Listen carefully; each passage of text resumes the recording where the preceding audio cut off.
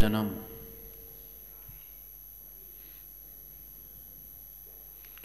सप्तम स्कंद के पंचम अध्याय में श्री प्रहलाद जी ने नवधा भक्ति का निरूपण किया।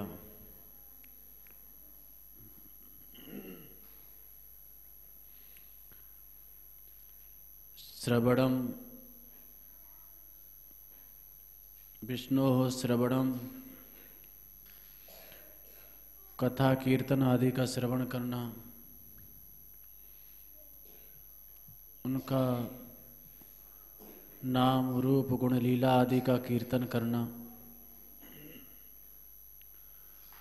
तृतीय अंग है स्मरण करना। चतुर्थ अंग है प्रदक्षिणा आदि श्री विग्रह के दर्शन करना, पाद सेवनम। पंचम अंग है अर्चनम, विविध प्रकार की पूजन सामग्रियों से उनकी पूजा करना, अर्चना करना। छठवां अंग है वंदनम, प्रणाम करना, नमस्कार करना। सप्तम अंग है दास्यम। दास्यम से तात्पर्य सर्वकर्मार्पणम। जैसे एक सेवक अपने स्वामी के निमित्त कार्य करता है, ऐसे भृत्य भाव से सर्वकर्मार्पण करना। अष्टम अंग है सख्यम।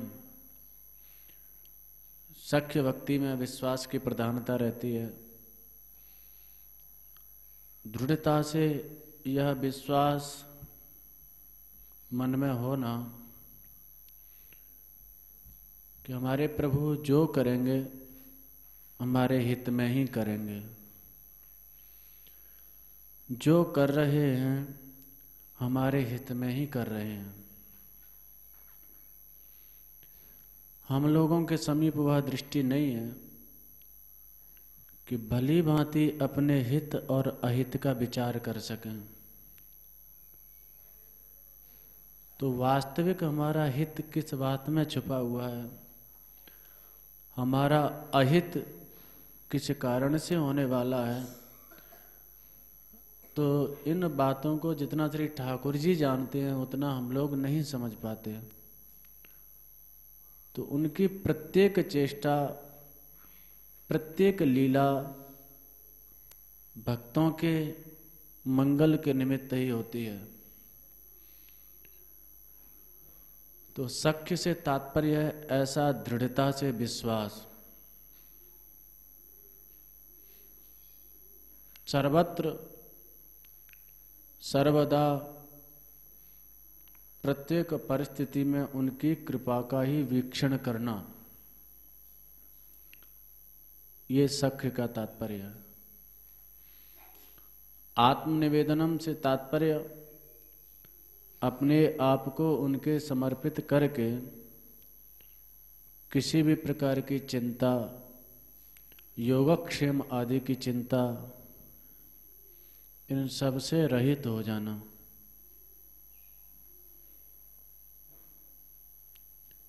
ये 9 जो लक्षण हैं भक्ति के, इनमें एक का भी भली भांति अनुष्ठान हो जाता है तो शेष का उसमें स्वयं ही अंतर्भाव हो जाता है। तो श्री जीव गोस्वामी जी कहते हैं कि इनका अनुष्ठान कैसे किया जाए।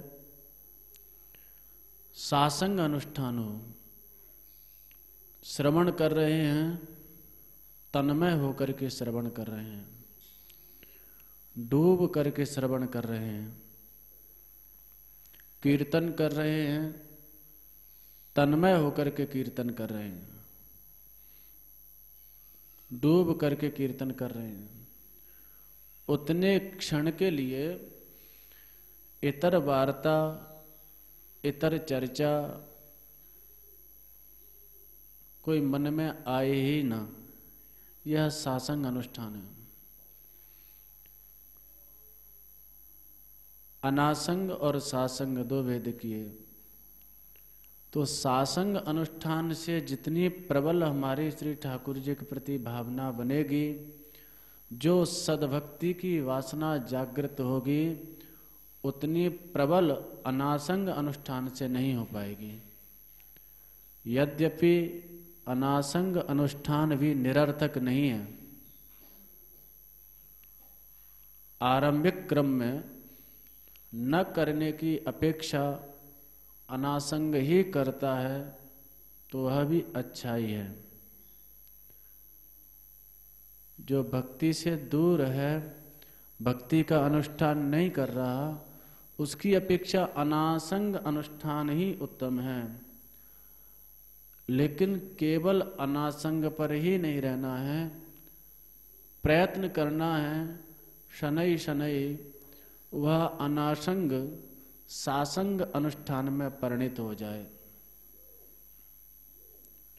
तद भाव भावित होकर के श्रवण कर रहे हैं, तद भाव भावित होकर के स्मरण कर रहे हैं, तद भाव भावित होकर के, जो कि श्री रूप गोस्वामी जी ने भक्त का लक्षण कहा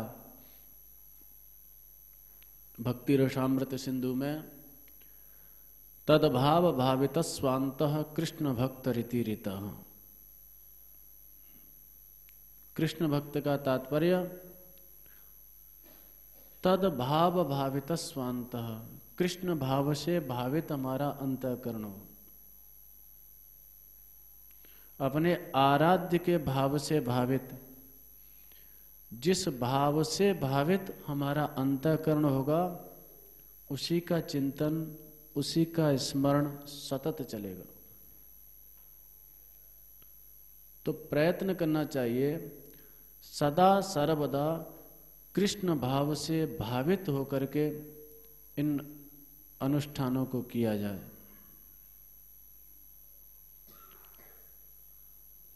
क्योंकि हमारा जो भाव है वही हमारी आगामी गति का निर्धारण करेगा। हमें आगे कहाँ जाना है, क्या करना है, तो जो आगामी गति का निर्धारक है वह हमारा भाव होगा। भगवान ने गीता में 8वें अध्याय के 5वें और 6वें श्लोक में कहा, अंत काले च मामेव स्मरण मुक्त्वा कलेबरम यह प्रयातित्यन्देहम से याति परमांगतिम। 5वें श्लोक है 8वें अध्याय का। अंत काले च मामेव, प्रयत्न यह करना है कि अंतिम वेला में जो हमारे प्राण प्रयाण की वेला हो, उस समय श्री ठाकुर जी का नाम हमारी वाणी का विषय बन जाए, उनका चिंतन, उन्हीं का स्मरण रहे। क्योंकि अंत काले च मामेव स्मरण मुक्त्वा कलेवरम, अंतिम वेला में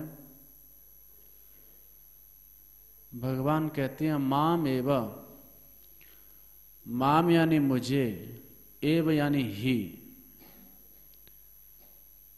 एव पद निश्चयार्थक है यहाँ पर, अन्य का व्यावर्तक है, यानी अन्य किसी का स्मरण नहीं, माम एव यह प्रयत्न करना है। अंत काले च माम एव स्मरण माने स्मरण करते हुए, क्षत्रिय प्रत्यय वर्तमान काल क्रिया का बोध करा रहा है। स्मरण अंतिम वेला में मेरा ही स्मरण करते हुए मुक्त्वा कलेबरम, इस शरीर को छोड़ोगे तो परम पदम प्रयांतेव, श्री ठाकुर जी की प्राप्ति होगी। यदि श्री कृष्ण स्मरण नहीं हुआ, अन्य स्मरण में लगे रहे, और यह निश्चित है कि अंतिम वेला में वही स्मरण होता है जीवन भर जिसका हम सासंग अनुष्ठान करते रहे हैं। यदि प्रापंचिक वार्ताओं का प्रापंचिक चर्चाओं को हमने सासंग होकर के, तन्मय होकर के श्रवण किया है, देखा है, स्मरण किया है, तो अंतिम बेला में भी उन्हीं का स्मरण होगा, यह निश्चित है। यदि भक्ति का अनुष्ठान किया है सासंग होकर के, तो अंतिम बेला में निश्चित श्री ठाकुर जी का स्मरण होगा। यम यम बाप स्मरण भावम त्यजत्यन्ते कलेवरम तम तमेवैत कौन्तेय सदा तद्भाव भावितः। भगवान सावधान करते हैं, यम यम बाप स्मरण भावम त्यजत्यन्ते कलेवरम, अंतिम बेला में जिस भाव से भावित होकर के कलेवर को, इस शरीर को छोड़ोगे, जिस भाव से भावित हमारा अंतर्मन होगा, अंतःकरण होगा, तम तमेवैत कौन्तेय, हे कौन्तेय, वह उसी भाव को प्राप्त होता है। सदा तद भाव भावितः। तो प्रयत्न करना चाहिए तद भाव भावित स्वांतः, ऐसा अंतःकरण बने, अंतिम बेला पर प्रभु का स्मरण आए, अंते नारायण स्मृति। क्योंकि अंतिम बेला में हमारा स्मरण बिगड़ गया तो वही हमारी आगामी गति का कारण होगा। जड़ भरत जी महाराज साधन में तत्पर थे, गृह त्याग कर दिया। कितना बड़े त्यागी महापुरुष, उनकी हम लोग कल्पना नहीं कर सकते। क्या उनका त्याग था, क्या वैराग्य था, लेकिन अंतिम बेला में मन ने धोखा दे दिया।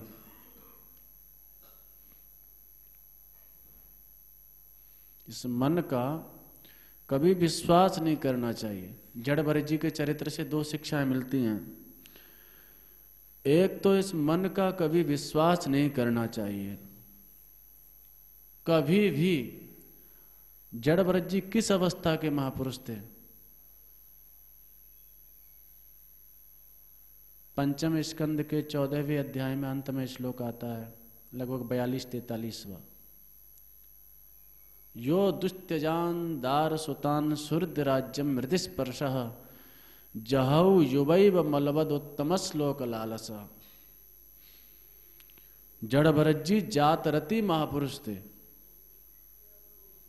जात रसी ते तात्पर्य श्री रूप गोस्वामी जी ने भक्ति रसामृत सिंधु में वर्णन किया। आदौ श्रद्धा ततो साधु संग अत भजन क्रिया ततो अनर्थ निवृत्ति। प्रेमोदय की अवस्था के 9 सोपान श्री रूप गोस्वामी जी ने बताए।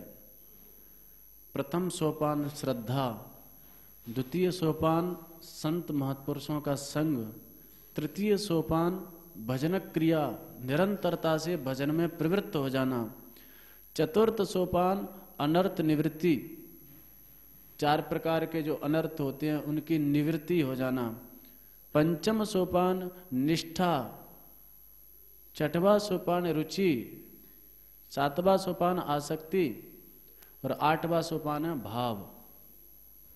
प्रेम की पूर्वावस्था भाव और भाव की प्रौढ़ावस्था प्रेम। तो श्रद्धा, साधु संग, भजन क्रिया, अनर्थ निवृत्ति, निष्ठा, रुचि, आसक्ति, भाव, उस अष्टम सोपान की भूमिका पर आरूढ़ थे श्री जड़ भरत जी। हम लोग अपना स्तर देखें तो हम अभी ईमानदारी से देखा जाए तो प्रथम सोपान पर ही आरूढ़ नहीं हो पाए। हमारी श्रद्धा ही इतनी पुष्ट, उतनी बलवती, उतनी प्रौढ़ अभी तक नहीं हो पाई है। और जड़ भरत जी महाराज उस जो लक्ष्य है इस सब साधनों का, प्रेम की पूर्वावस्था भावावस्था पर, यानी जातरती भक्तों में उनकी परिगणना होती है। उसका उदाहरण श्री सुखदेव जी दे रहे हैं पंचम स्कंद के 14वें अध्याय में। यो दुस्त्यजान दार सुतान सुहृद राज्यम हृदय स्पर्श जहौ युवैव मलवद उत्तम श्लोक लालसः। जिन श्री भरत जी ने दुस्त्यज माने जिनका त्याग करना अत्यंत ही कठिन है, सबके बस की बात नहीं है। दुस्त्यजान दार सुतान, दारा माने पत्नी, सुत माने बेटा, बहुवचन का प्रयोग है। राजा थे, अनेक रानियां थीं, अनेक बेटे थे, सुहृद अनेक सुहृद संबंधी थे, भाई बंधु आदि। राज्य इतना विशाल, उनका राज्य वैभव, संपूर्ण अजनाब खंड पर उनका आधिपत्य था और उन्हीं के नाम से इस अजनाब खंड का नाम भारतवर्ष पड़ा। तो संपूर्ण भारतवर्ष पर एकाधिपत्य था उनका, ऐसा राज्य। पत्नी, बच्चे, सुहृद संबंधी, राज्य, परिवार, और उसको जहौ युवैव, युवावस्था में ही उस सब का परित्याग कर दिया। प्रथम तो ऐसी वस्तुएं जिनके लिए देवता भी ललचा रहे हैं, प्रार्थ्याम श्रियम सुरवरहि सदयावलोकाम। भरत जी के पास ऐसा वैभव था, ऐसी लक्ष्मी थी, ऐसी श्री थी, ऐसा वहां का वैभव कि सुरवरहि, सुरवर माने, सुर माने देवता, वर माने श्रेष्ठ, यानी देवताओं में श्रेष्ठ। देवराज इंद्र भी उस वैभव की कामना करते थे, उस भोग्य सामग्री की वांछा रखते थे मन में कि जो भरत जी को प्राप्त है ऐसा वैभव हमको प्राप्त हो जाए। कल्पना करो उस महापुरुष का किस कोटि का त्याग होगा। हम लोगों का मन तो सामान्य सी वस्तुओं को नहीं छोड़ पाता, कहीं एक कुटिया में ही अटक गया, कहीं एक कपड़े में ही अटक गया, 150 रुपए में ही अटक गया। ये छोटी छोटी चीजों को हम लोग मन से नहीं निकाल पाते हैं। उन महापुरुष की स्थिति देखो कि जिस वैभव की, जिस भोग्य सामग्री की देवता अपेक्षा कर रहे हैं, देवता भी चाह रहे हैं कि हमको भी ऐसा प्राप्त होता। दार सुतान, इस दुनिया में सबसे बड़ी जो ग्रंथि है, सबसे बड़ा जो बंधन होता है, प्रायः आसक्ति, ममता, पत्नी और बच्चों की होती है। यहां तक कि देखा जाता है लोग पत्नी की आसक्ति में विवाह के बाद इतने अंधे हो जाते हैं कि अपने जन्म देने वाले, पोषण करने वाले माता पिता का भी परित्याग कर देते हैं, माता पिता की भी अवहेलना करने लग जाते हैं। इतनी प्रगाढ़ आसक्ति। दार सुतान, एक संत कहते थे, लोह दारुमयी पासे उपमान बद्धो विमुच्यते। किसी को लोहे की जंजीर से, लकड़ी के खंबे से, मजबूत खंबे से बांध दिया जाए, उसके खुलने के चांस रहते हैं, कोई आएगा उसको मुक्त कर देगा। लेकिन पुत्र दारमयी पासे पुमान बद्धो न मुच्यते। पुत्र दारा आदि की आसक्ति का पास ऐसा है कि इसमें जो बंध गया फिर बहुत कम चांस रह जाते हैं उसके खुलने के। कोई ठाकुर जी की विशेष कृपा हो जाए, किसी महापुरुष की विशेष कृपा हो जाए तो छूट सकता है, नहीं तो बहुत कठिन। यहाँ तक कि लोग तरह तरह से तिरस्कृत होते हैं, स्त्री आसक्ति के कारण, पुत्र आसक्ति के कारण तरह तरह से अपकृत होते हैं, तरह तरह से अपमान अवहेलना झेलते हैं, उसके बाद भी मन में वैराग्य नहीं होता। कई ऐसी घटनाएं, एक बेचारे वृंदावन में हैं, स्वरूप ले लिए हैं। यह दुर्दशा उनकी, कोई उनकी व्यथा बता रहे थे कि ऐसे इन्होंने, ये बाबा जी नहीं बने, और अभी भी उनकी इतनी प्रगाढ़ आसक्ति कि बार बार घर के लिए मन भागता है। पर क्या करें, घर पे होती है उनकी पिटाई, पत्नी भी पीटती है और बच्चा भी पीटता है। और कैसे पीटते हैं पता है? कोई उनके साथी बता रहे थे कि बालक कहता है चल खेत पे काम करने, वृद्ध अवस्था है, खेत पे जाएंगे काम करने के लिए, तो जो चारों लावें ढोरन के काजें, तो चारे की जो पोटली है, जो गट्ठर होता है, गट्ठर बाप की खोपड़ी पर रख देगा छोरा। अब बाप ऐसे पकड़ लेगा गट्ठर को, फिर छोरा वाके गालन पर तमाचे लगावे वो। इस प्रकार से गट्ठर पकड़े हुए है बाप और छोरा तमाचे लगा रहा हो गालन पे। यह दुर्दशा। और उसके बाद अब क्या करें, कहीं जगह नहीं है, तो यह भाई जो महात्मा का भेष है या तो अशरण शरण है, सबको आश्रय देता है चाहे कोई आ जाए। तो आ गए महाराज, महात्मा बन गए, वृंदावन में है, लेकिन अभी भी आसक्ति ऐसी कि भंडारे में डोलेंगे। 3 भंडारे हैं तो तीनों कवर करेंगे, 3 में जो दक्षिणा प्राप्त होगी उसको रखेंगे। शनै शनै शनै शनै दक्षिणा इकट्ठी हो जाएगी, 1000-2000 रुपया हो गए, फिर घर भागेंगे, छोरा को देंगे, पत्नी को देंगे। आसक्ति का स्वरूप देखिए, कितनी प्रगाढ़ आसक्ति है। जूते पड़ रहे हैं, पिटाई हो रही है, तिरस्कार हो रहा है, उसके बाद भी भगवान ही मालिक है इन लोगों का। तो ऐसी प्रगाढ़ आसक्ति, दार सुतान सबसे बड़ी आसक्ति होती है। सुहृद राज्यम हृदय स्पर्श, सुहृद बंधु बांधवों का राज्य, राज्य वैभव जहु युवैव, और युवावस्था में परित्याग। चलो वृद्धावस्था में अब कई काम के ना रहे तो चलो अब भजन करेंगे। युवावस्थाओं में विषयों का त्याग करना। युवावस्था में प्रायः विषयों का आवेश रहता है। जैसे बाल्यावस्था में चांचल्य अधिक देखा जाता है, बालकों में गांभीर्य नहीं होता।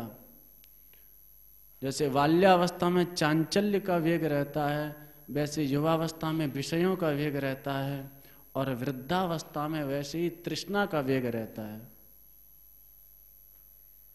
वृद्ध है कोई और उसमें तृष्णा नहीं है तो समझो वह कोई विशिष्ट है, कोई भगवान की विशेष कृपा है। युवा है, विषयावेश नहीं है, समझो कोई विशिष्ट है, कोई भगवान की विशेष कृपा है। नहीं तो युवावस्था में व्यक्ति अंधा हो जाता है। राम जी कहते हैं योग वासिष्ठ में, श्री वशिष्ठ जी से बोले गुरुदेव मैं इस युवावस्था से बहुत डरता हूं। यह एक आंधी की तरह आती है। जैसे आंधी आती है अनेक वृक्षों को उखाड़ती हुई चली जाती है, ऐसे युवावस्था आती है अनेक सद्गुणों को उखाड़ती हुई चली जाती है। तो युवावस्था में प्रायः विषयों का आवेश रहता है, विषयोन्मुखी वृत्तियां रहती हैं। युवावस्था है, विषयावेश नहीं है, तो कोई विशेष ही कृपा पात्र है। वो बालक है, चांचल्य नहीं है, गांभीर्य है, समझो कोई विशिष्ट है, साधारण नहीं है। तो श्री भरत जी युवैव जहऊ, युवा यानी युवावस्था में ही, जहू यानी छोड़ दिए। कैसे छोड़े? मलवद उत्तम श्लोक लालसः। उदाहरण क्या दिए हैं? मलवध। जैसे मलत्याग करता है कोई, मलत्याग करके चला आता है, उसके बाद में बिल्कुल उसको कोई उस विषय में कोई चिंतन ही उसका नहीं रहता कि क्या स्थिति होगी, कैसे होगा, वो दोबारा उस और उसकी दृष्टि ही नहीं जाती। ये मलवद जो शब्द का श्री विश्वनाथ चक्रवर्ती पाद जी ने 2 आशय इसके बताए। यानी प्रथम जब त्याग कर दिया तो उस ओर उसकी दृष्टि ही नहीं जाती। अब थूके को क्या चाटना, चबे चबाए को क्या चबाना। मलवध, मल का परित्याग करके फिर कोई व्यक्ति वहां देखने नहीं जाता है किस स्थिति में होगा। और दूसरा, मल का वेग आया तो एक अशांति सी हो जाती है। जब तक मल त्याग करके नहीं आएगा तो पेट में मरोड़ सी पड़ती रहेगी, एक अशांति सी उसको हो जाएगी। तो ऐसे ही जड़ भरत जी को एक घबराहट सी होती थी। जब तक वह घर में रहते थे, बेटा बेटियों से घिरे रहते थे, राज्य परिकर से घिरे रहते थे, तो उनको घबराहट होती थी कि मैं किस चक्कर में पड़ गया, किस दुनियादारी में पड़ गया, मुझे भजन करना चाहिए। एक घबराहट होती थी उनको। तो वह महापुरुष जहु युवई व युवावस्था मलवद, यह जातरती भक्त का लक्षण है। यानी सब कुछ होते हुए भी भोग्य सामग्री उपलब्ध है, युवावस्था है, संपूर्ण रूप से समर्थ है, उसके उपरांत भी उस भोग्य सामग्री में उसका मन नहीं जा रहा, उसकी ओर उसका मन आकृष्ट नहीं हो रहा। यह जात भावांकुरे, जातरति भक्त का लक्षण है। शांतिर अव्यर्थ कालत्वम विरक्तिर मान शून्यता, जिनके अंदर भाव जागृत हो गया है तो उसके लक्षण रूप गोस्वामी जी ने बताए। शांतिर अव्यर्थ कालत्वम, शांति से तात्पर्य है कभी उनको क्रोध आदि नहीं आता। शांति कैसी भी परिस्थिति आएगी उसमें उनका चित्त विकृत नहीं होगा, सहनशीलता। अव्यर्थ कालत्वम यानी वह समय बर्बाद नहीं करते, हर समय श्री ठाकुर जी के किसी न किसी साधन में लगे रहते हैं, कभी श्रवण में, कीर्तन में, स्मरण में।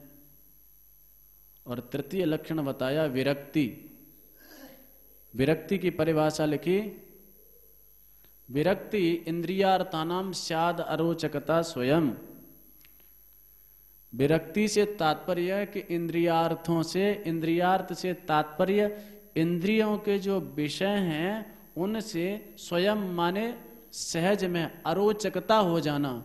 यानी विषय सामग्री उपलब्ध है, विषय सामग्री के रहते हुए भी वहां मन का न जाना, यह विरक्ति का स्वरूप है। यह जातरति भक्तों में यह लक्षण प्रकट होता है। तो श्री भरत जी का भी यही लक्षण है। संपूर्ण प्रकार से राज्य वैभवादि भोग्य सामग्रियां उपलब्ध हैं लेकिन मन नहीं जाता, यह जातरति भक्तों में है। तो कल्पना कीजिए मन ने वहां पर भी धोखा दे दिया, परित्याग करके आए, वन में रहे, आराधन किया, गंडकी नदी में स्नान कर रहे थे। एक मृगी जल पीने के लिए आई, गर्भिणी मृगी थी। सिंह की दहाड़ सुनकर के जैसे उसने छलांग लगाई, उसका गर्भस्थ शिशु गिर पड़ा, जल में बहने लग गया।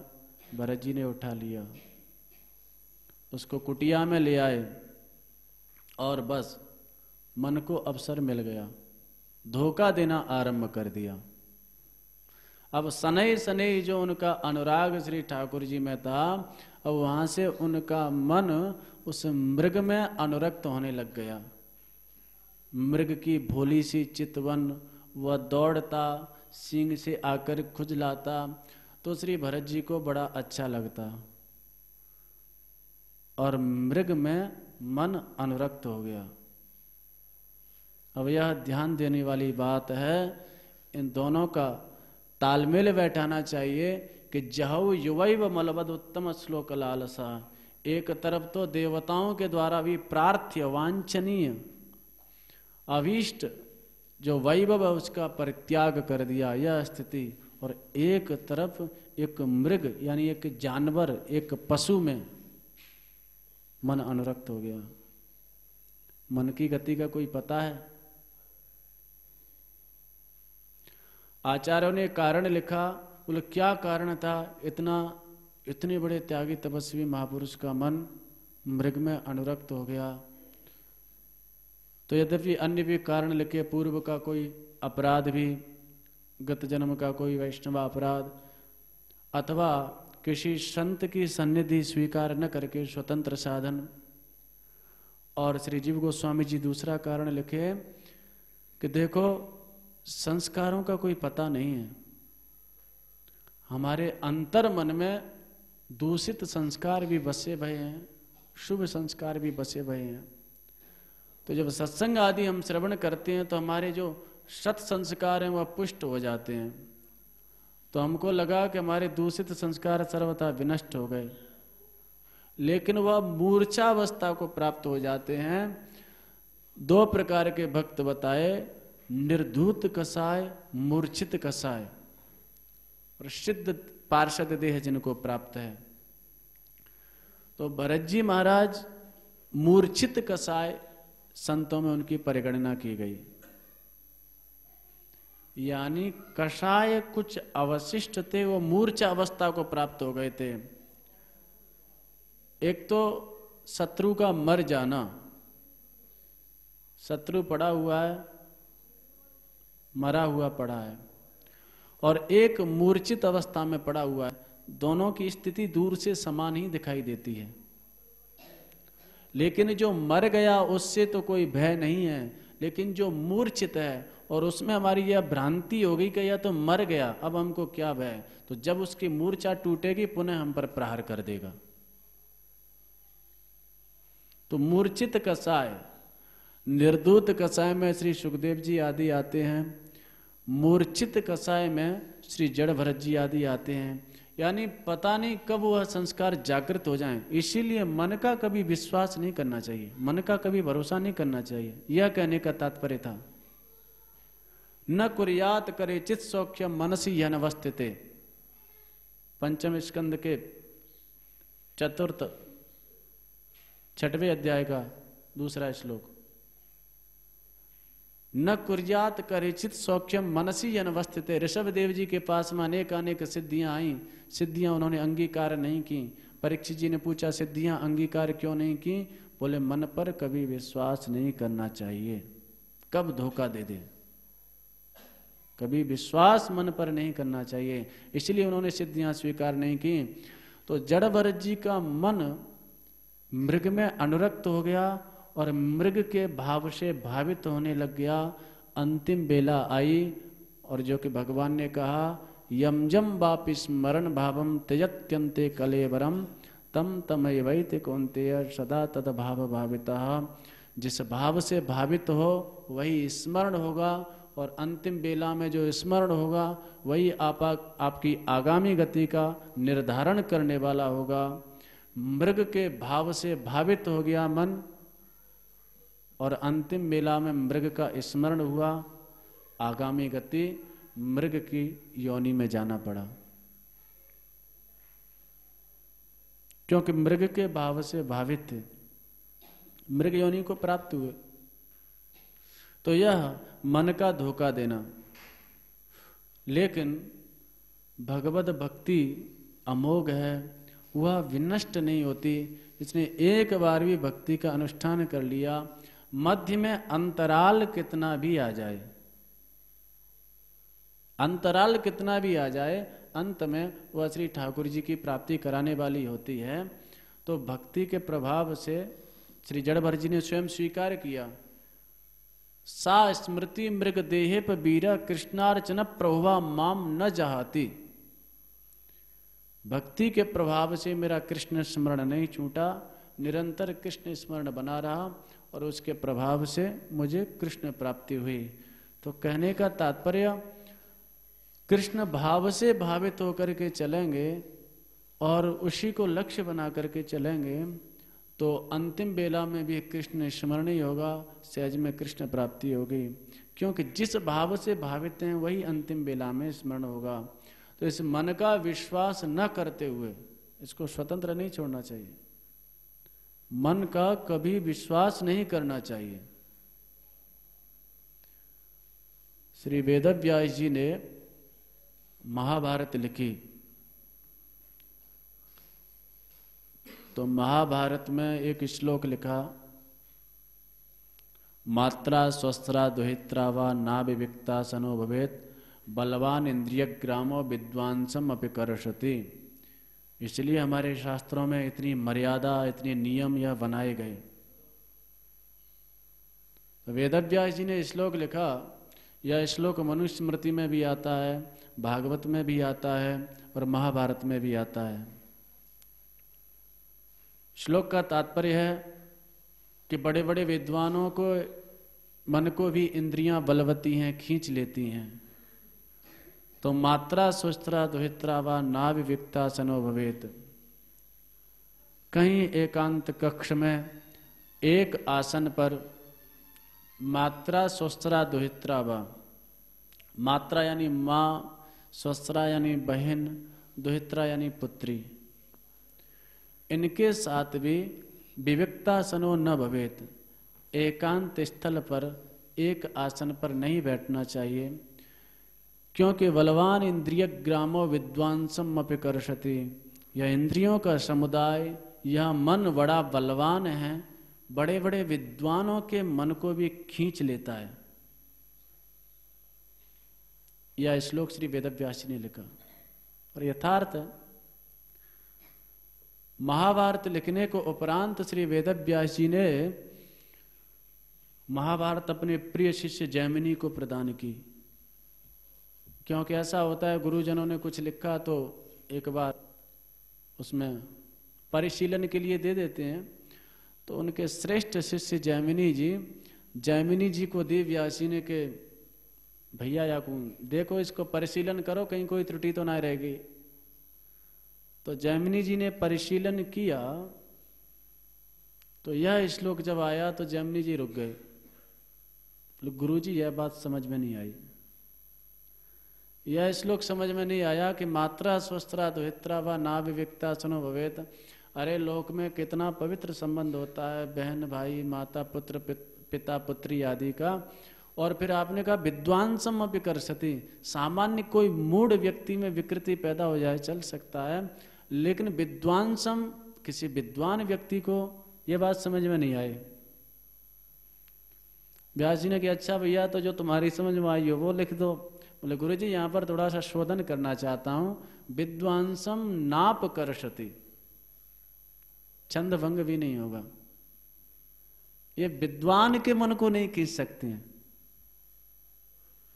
चलो भैया जैसी तुम्हारी इच्छा, तुम पढ़े लिखे हो, जैसा तुमने शोधन किया ठीक है किया होगा।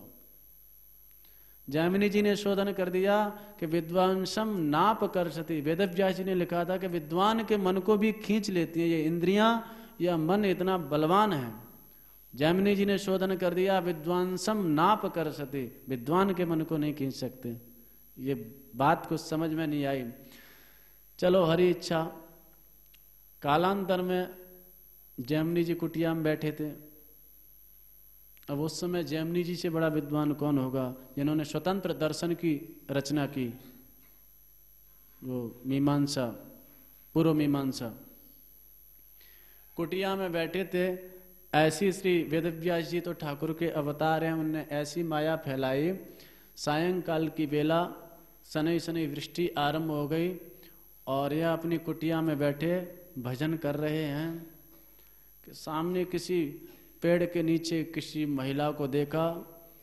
प्रौढ़ावस्थापन्न महिला, प्रौढ़ावस्था से तात्पर्य यानी वृद्धावस्था से पूर्व की अवस्था और युवावस्था से उत्तर की अवस्था। तो वह महिला बेचारी वृष्टि से बचने का प्रयत्न कर रही है, लेकिन वर्षा हो रही है। जैमिनी जी को दया आ गई। जैमिनी जी ने कहा अरे मैया वहां क्या कर रही हो, यहाँ कुटिया में बैठ जाओ जब तक वृष्टि हो रही है। ठीक है महाराज। आकर के वो कुटिया में बैठ गई। अब जैमिनी जी ने कहा देखो जंगल में कुटिया है, रात में कहो तो कोई जानवर आ जाए, कोई असुर राक्षस आ जाए, अंदर से कुटिया बंद कर लेना, कुटिया को खोलना नहीं, निश्चिंत रहो, बैठो यहाँ। अब वो देवी जी तो अंदर कुटिया में चली गई, जैमिनी जी इधर दूसरी कुटिया में बैठे। लेकिन अब मन ने धोखा देना आरंभ कर दिया। माला लेकर के बैठे हैं, लेकिन चिंतन वही आरंभ हो गया। वो वृक्ष के नीचे वृष्टि में भींगती हुई वो महिला, और चिंतन आरंभ हो गया। माला कर रहे हैं लेकिन अब माला में मन नहीं लग रहा, और इतनी समस्या खड़ी भाई कि जा करके रात्रि की बेला में दरवाजा खटखटाया, तो अंदर से महिला ने कहा, नहीं मैं दरवाजा नहीं खोलूंगी, मेरे गुरुजी ने कहा है कि रात्रि में यहाँ असुर और जानवर भी आ जाते हैं। अरे कोई जानवर नहीं है, हम जैमिनी नहीं रात हम नहीं खोलेंगे, हमारे गुरुदेव का आदेश है।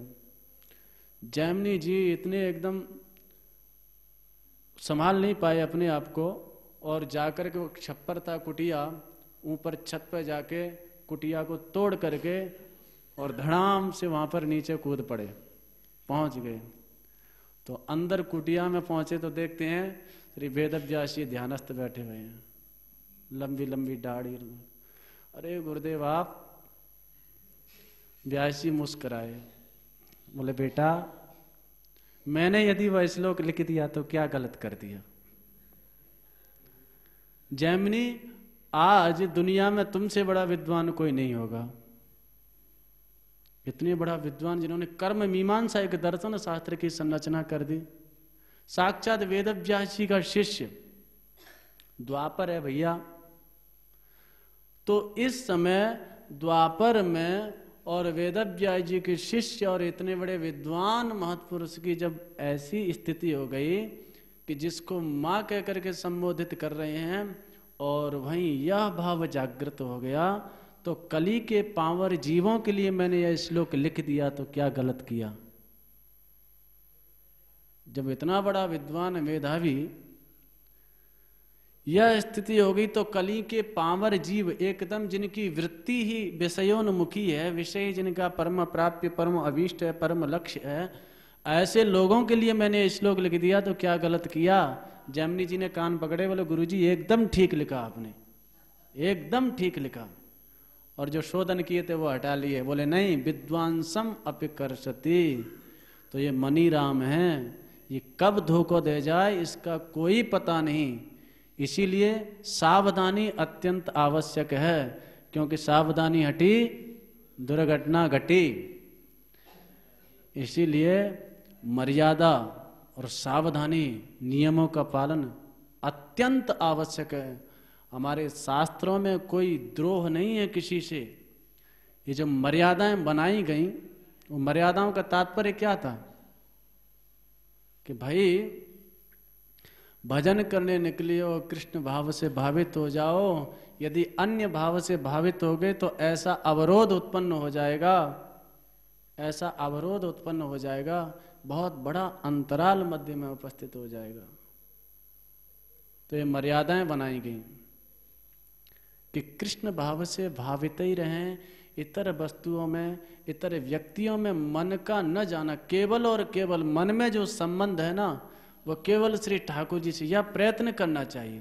देखो अभ्यास से हर कार्य शक्य है।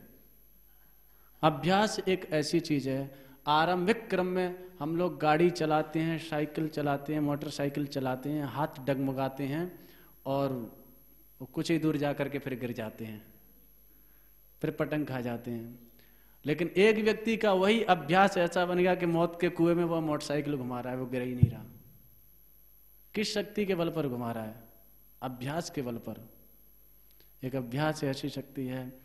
तो अभ्यास से ऐसा अपने मन को बनाया जाए, तदभाव भावित होने का प्रयत्न किया जाए।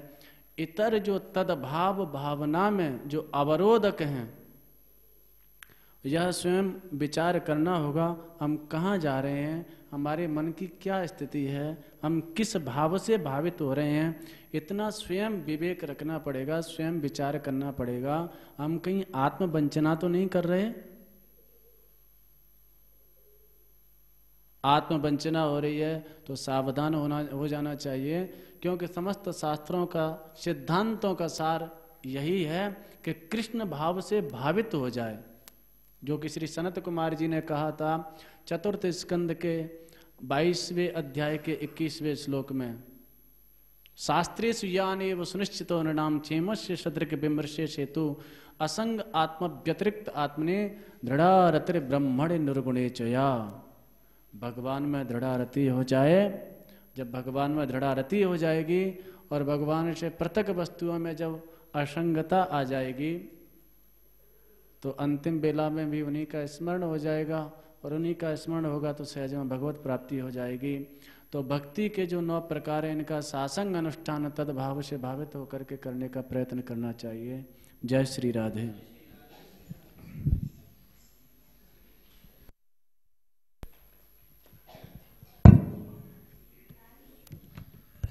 राधे किशोरी दया करो, राधे किशोरी